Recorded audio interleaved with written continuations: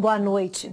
A febre amarela já matou 61 pessoas em Minas. O balanço divulgado hoje pela Secretaria de Estado de Saúde mostra que 164 casos foram confirmados desde julho do ano passado.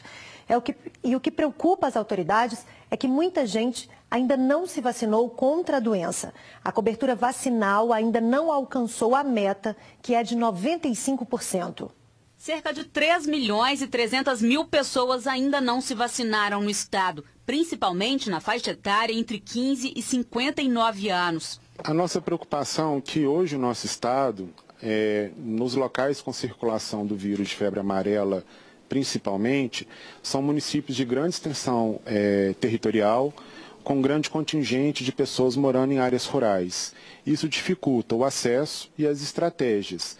Também estamos num período de ocorrências de chuvas, que dificulta também o desenvolvimento de todas essas atividades. 1,5 milhão de doses já foram distribuídas em 2018 e mais 1,5 milhão estão em estoque. De acordo com o último levantamento, há 164 casos confirmados de febre amarela em Minas. Destes, 61 pacientes morreram. 50% dos casos são da região metropolitana. Ainda de acordo com a Secretaria de Saúde de Minas, 92% dos casos confirmados são de homens com média de idade de 47 anos, moradores da zona rural e não vacinados. Há circulação de vírus comprovada em 33 cidades do estado, principalmente na região central e na zona da mata. Não é novidade que o estado passa por uma situação financeira, inclusive teve um decreto de calamidade financeira. Nós estamos, nesse início de ano, com dificuldades de fluxo financeiro, mas mesmo assim nós temos passado, agora em janeiro nós passamos recursos tanto para os hospitais quanto para os municípios. Houve redução na taxa de letalidade da doença, que está em 37,2%. Para tentar reduzir ainda mais esse número, o Hospital Eduardo de Menezes, referência no tratamento da doença no país, está testando em pacientes internados no local um novo remédio usado no combate à hepatite C.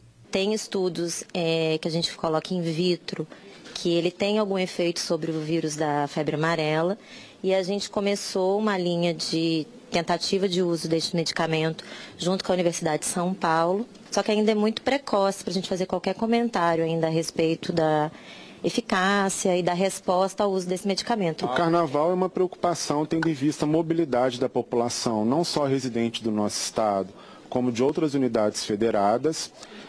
Nós já passamos o período de 10 dias de proteção da vacina. Durante o carnaval, nós temos o plantão de vigilância para monitorar a ocorrência desses casos e vamos intensificar também pós-carnaval na avaliação da ocorrência de casos suspeitos, caso eles aconteçam. A Fundação Hemominas está precisando de sangue e pede que os doadores passem por uma das unidades antes do carnaval. Os tipos sanguíneos O negativo e AB negativo estão com estoque crítico. É importante lembrar que quem for vacinar contra a febre amarela deve agendar a doação antes. Caso já tenha se vacinado, a pessoa precisa aguardar 30 dias para fazer a doação. O agendamento pode ser feito pelo número 155, opção 8, pela internet e também pelo aplicativo MGAPP. Outras informações estão no nosso site alterosa.com.br/JA. A Polícia Federal deflagrou uma operação contra uma igreja que é acusada de vários crimes, entre eles trabalho escravo.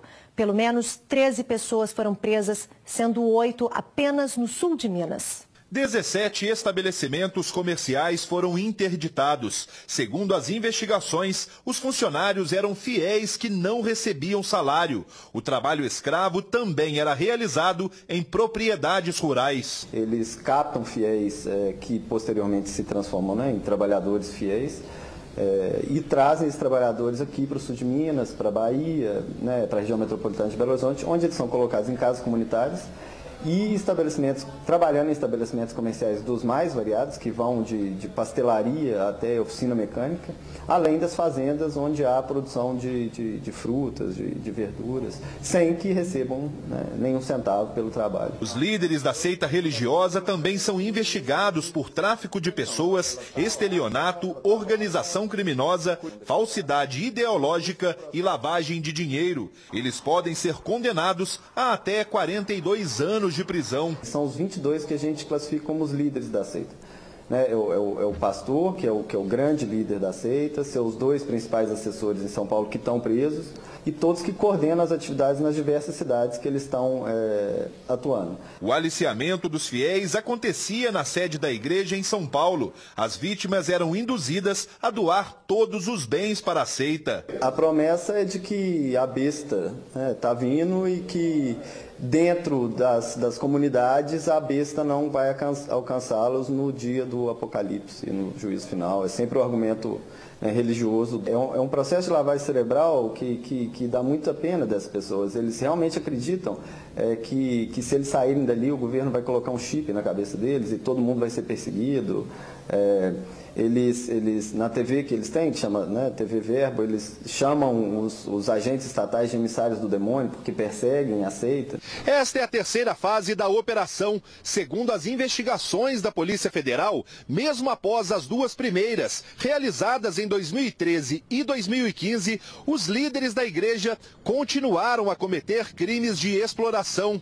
A seita estaria em plena expansão, com novas fazendas sendo adquiridas em vários estados. Ela estava estendendo suas atividades aqui no sul de Minas, na região metropolitana de Belo Horizonte e crescendo o número de fazendas na região central da Bahia, com alguns indicativos de que eles já estavam prospectando grandes terrenos no estado de Tocantins. Um homem de 68 anos morreu após ser atingido por disparos feitos por criminosos durante o ataque a um banco em São Sebastião do Oeste, no centro-oeste do estado. A vítima estava levando a sogra para o hospital. Os ladrões fugiram e ainda não foram localizados. Segundo a Polícia Militar, a agência do Cicobi foi invadida por pelo menos 6 bandidos. Se posicionaram em locais diferentes, em pontos estratégicos da cidade, próximo ao quartel, nas esquinas, para justamente evitar a aproximação da Polícia Militar e de qualquer outro curioso ou de qualquer ação de um terceiro aí para evitar a ação deles. O cofre do banco foi roubado, mas depois abandonado pelos bandidos durante a fuga. O pneu da caminhonete usada por eles furou. A caminhonete foi roubada durante a madrugada em Carmo da Mata, cidade que fica a cerca de 50 quilômetros de São Sebastião do Oeste. A dona do veículo não quis gravar entrevista, mas contou que 4 bandidos invadiram a casa dela durante a comemoração do aniversário da filha. Eles estavam encapuzados e armados com revólveres. Os bandidos reviraram a casa atrás de dinheiro, comeram salgadinhos, beberam refrigerante e depois fugiram na caminhonete da família. Na caminhonete abandonada pela quadrilha, a polícia encontrou dinamites. Tem uns explosivos artesanais, amadores, o que causa um grande risco aí, porque pode explodir com qualquer impacto. Na fuga em outros veículos, os bandidos atiraram várias vezes pela cidade. Este carro foi atingido. José Walter dos Santos, de 68 anos, foi baleado no peito e na cabeça e morreu. Ele levava a sogra para o pronto atendimento. No carro também estavam a neta dele, de 19 anos, e a filha, de 43, que foi atingida por estilhaços na mão e no ombro e, por medo, prefere não mostrar o rosto. A gente chegou já ali na porta do pronto atendimento e já foi recebido com tiro.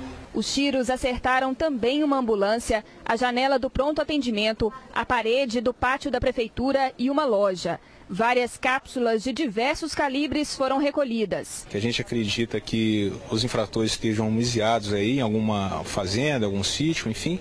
Se tiver alguma informação, fazer contato 190 e passar para a gente tentar fazer a captura aí dos infratores. Para a família da vítima, o pedido é de justiça. Bate uma revolta muito grande, porque é uma coisa que não precisa. Se quer levar alguma coisa, leva, mas para que tirar uma vida? Nada vai devolver a vida dele agora. A Polícia Militar recuperou uma carga roubada em São Joaquim de Bicas, região metropolitana de Belo Horizonte. 3 irmãos foram detidos, suspeitos de envolvimento com o crime. Caio Pereira de Oliveira Santos, de 18 anos, e os irmãos de 15 e 17 foram detidos quando tentavam recuperar esta carga de eletrodomésticos e pneus que, segundo a polícia, roubaram na madrugada de sexta-feira. Eles assaltaram um caminhão que transportava o material na BR-381, à altura da cidade de São Joaquim de Bicas, e fizeram o motorista refém. Como chovia muito naquela data e naquele local logo uma estrada de terra, eles não conseguiram fazer uma curva com o caminhão. O caminhão atolou, aí os indivíduos pararam o caminhão, tiraram parte da mercadoria e homizaram a parte dessa mercadoria atrás de uma casa, onde tem uma mata fechada, colocando apenas uma lona para encobrir o material. De acordo com a PM, eles usariam o veículo de baú para levar a carga. Com os irmãos, os militares recolheram uma submetralhadora, uma pistola e uma réplica de arma. Ainda segundo a polícia, o motorista reconheceu um dos irmãos. Apesar de serem jovens, os três já teriam passagens pela polícia. Dentro da viatura, eles contaram outra história para justificar a prisão. Então nós foi pegar o celular, mas aí nós correu para outro lugar, entendeu? Aí eles foi e pegou nós, ele já tava fazendo operação em outro lugar lá e pegou nós, mas isso aí nós não tem nada a ver, eu juro pra vocês. Então, senhor, é porque nós tava correndo, mas nós não tava perto da figurina, nós não tava perto de nada. Nós não tava com arma não, meu irmão tava com a réplica, nem pegou arma com nós não, hein. Um adolescente de 17 anos, morador de Contagem, está desaparecido há cerca de 10 dias. A polícia está investigando o caso como sequestro. A família está desesperada em busca de notícias. Marcos Vinícius de Souza Costa, de 17 anos, foi visto pela última vez no dia 25 de janeiro, ao entrar em um carro no bairro Chácaras del Rei, em Contagem. Ele estava perto de casa, acompanhado de 2 amigos, quando foi abordado por ocupantes do veículo. Sem notícias, a família do adolescente está desesperada. Ele foi sequestrado praticamente na porta da minha casa. Eu estava na casa da minha mãe, os amigos dele viu ele entrando dentro do carro. O homem que sequestrou meu filho, ele pegou meu filho, fez meu filho roubar um carro para ele e deu uma arma de réplica para ele. Só que nisso a nossa família não sabia. Meu filho era tranquilo, todo mundo aqui do bairro conhecia ele. Até então eu não sabia nada de errado que ele fazia. Quando eu descobri, para mim foi um choque. A polícia, que tenta identificar os suspeitos, investiga o caso como sequestro, mas não descarta a possibilidade de homicídio. Eu só quero que ele devolva o meu filho. A minha família está desesperada. Minha vida acabou. Eu não vivo mais, nem na minha casa mais, nós estamos ficando mais. Com medo? Com medo dele, nós estamos se sentindo ameaçados, a minha família. Eu quero meu filho de volta. Gente, se ele é pai, ele devolve meu filho. Cerca de 400 famílias estão ilhadas na zona rural de Governador Valadares após um córrego transbordar. Na área urbana, os moradores devem ficar atentos ao nível do Rio Doce. Outras cidades da região também sofrem com a chuva intensa, que já provoca vários transtornos. O Rio Santo Antônio subiu bastante e começou a transbordar nesta ponte, próximo a NAC e Belo Oriente, no Vale do Rio Doce. A correnteza estava muito forte e, mesmo assim, algumas pessoas permaneciam no local, observando o nível do rio. Com a chuva forte dos últimos dias em Teófilo Otoni, no Vale do Mucuri, este córrego subiu no centro da cidade. A prefeitura decretou situação de emergência. Somente na noite passada foram cerca de 40 chamados na Defesa Civil por causa de deslizamentos, queda de muro, de árvore e rachaduras em casas. 6 famílias tiveram que deixar os imóveis. Em Manhuaçu, na Zona da Mata, a água subiu muito na região central, bem perto da ponte da rua Luiz Cerqueira. No bairro Engenho da Serra, na estrada que dá acesso a Reduto, um deslizamento de terra fechou a pista. Uma família teve que ser removida por causa do risco de mais quedas. Também na Zona da Mata, em Chalé, um deslizamento de terra deixou a pista quase toda interditada. Em Governador Valadares, no distrito Córregos do Bernardo, a 35 quilômetros da cidade, moradores estão ilhados. A única estrada foi inundada pelo rio Suaçuí. Aqui na Grande BH, um muro caiu e atingiu um galpão em Contagem. Houve erosão em parte da rua, que precisou ser interditada por tempo indeterminado.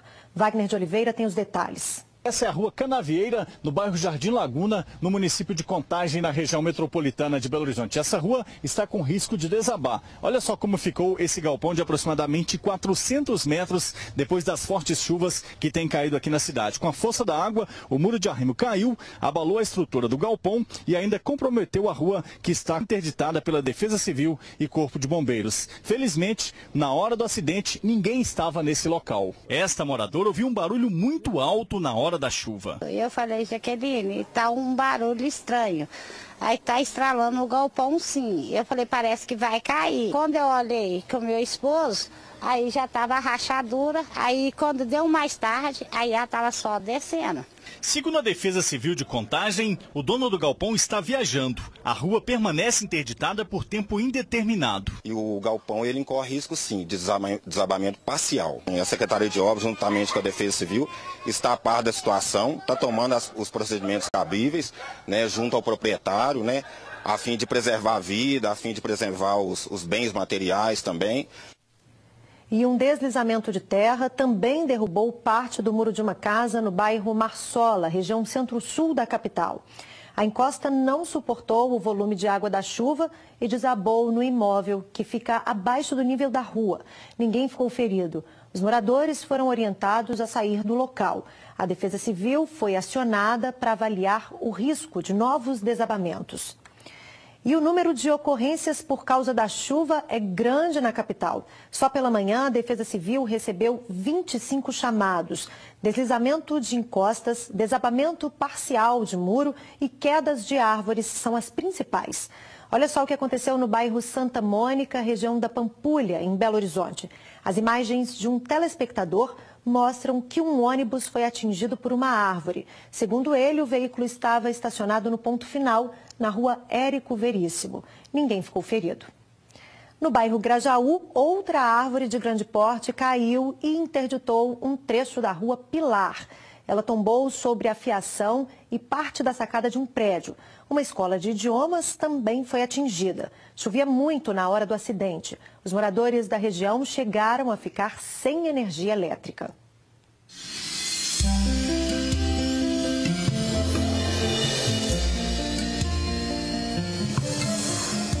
O céu fica nublado e chuvoso na maioria das regiões do estado. No norte, Triângulo e na área central, há possibilidade de pancadas de chuva à tarde.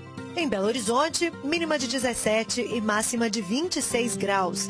Em Campanário, a previsão é de 32, com mínima de 23. A temperatura em Formiga varia entre 15 e 30 graus. De 23 a 36 em Pirapora. E em Araxá, mínima de 18 e máxima de 29 graus. A Secretaria de Estado de Saúde lançou a campanha A Folia Fica Completa com Camisinha. Serão distribuídos no Carnaval mais de 7.000 preservativos masculinos. O objetivo da campanha é focar na prevenção. Vale lembrar que os cuidados com a saúde devem durar o ano todo. Mas, nesta época, é essencial o reforço, né? Só para você ter uma ideia, em Minas, entre 2010 até o início deste mês, foram notificados 30.276 casos de HIV, AIDS. A maior concentração está na faixa entre os 20 e os 34 anos. A incidência maior entre os mais jovens está ligada, segundo a Secretaria, a vários fatores, como a baixa idade das primeiras relações sexuais, a variabilidade de parceiros, a falta de prevenção e o uso de drogas ilícitas. Daqui a pouco nós vamos te passar o número de telefone para você ligar e concorrer a ingressos do Bloco da Pan, evento que reúne vários artistas no Carnaval de BH, entre eles Pablo Vittar. E ainda a premiação do troféu Tele Santana para os grandes destaques do esporte de Minas em 2017. Nós voltamos já já, fique com a gente. O Carnaval está chegando e o JA vai sortear ingressos para uma das festas mais esperadas na capital. É o Bloco da Pan, evento que será realizado no sábado, dia 10 de fevereiro, na Esplanada do Mineirão. Vai ter Pablo Vittar, Ludmilla, Matheus Carrillo, da Banda O, Gina Indelicada com Henrique Lopes, DJ Leandro Becker e DJ Guilherme Guerreiro. Para concorrer, ligue agora para o número 3209-0966. Eu vou repetir. 3209-0966, código 31. A nossa produção vai entrar em contato com os ganhadores. Participe e boa sorte! A 17ª edição do Troféu Tele Santana premiou nesta segunda-feira os grandes destaques do esporte de Minas em 2017. Foi uma noite de gala, repleta de craques, atletas de diferentes modalidades, dirigentes e personalidades. O Oscar do futebol mineiro, que aconteceu no Mineirão, palco das principais disputas, teve mais uma noite memorável para a história de Minas e do esporte. Foram 21 premiados nas categorias goleiro, lateral direito, lateral esquerdo, zagueiros, volantes, meias, atacantes, técnico, jogador revelação e time destaque do interior. Receberam também o Troféu Tele Santana os destaques especiais do vôlei, tênis e futebol feminino. A escolha dos melhores foi feita por uma votação que incluiu o Conselho de Notáveis, profissionais do Grupo Diários Associados, a imprensa esportiva e, claro, a torcida por meio de ligações. Você fica agora com o SBT Brasil e os seguintes destaques. Bandidos matam menina de 3 anos em tentativa de assalto no Rio. Parte de viaduto desaba sobre carros e um restaurante em Brasília. Polícia investiga de quem é a responsabilidade pela morte de jovem eletrocutado em bloco de carnaval. Ator Dado Dolabella volta a ser preso por não pagar pensão alimentícia. O JA está de volta amanhã a partir das 7h15. Boa noite.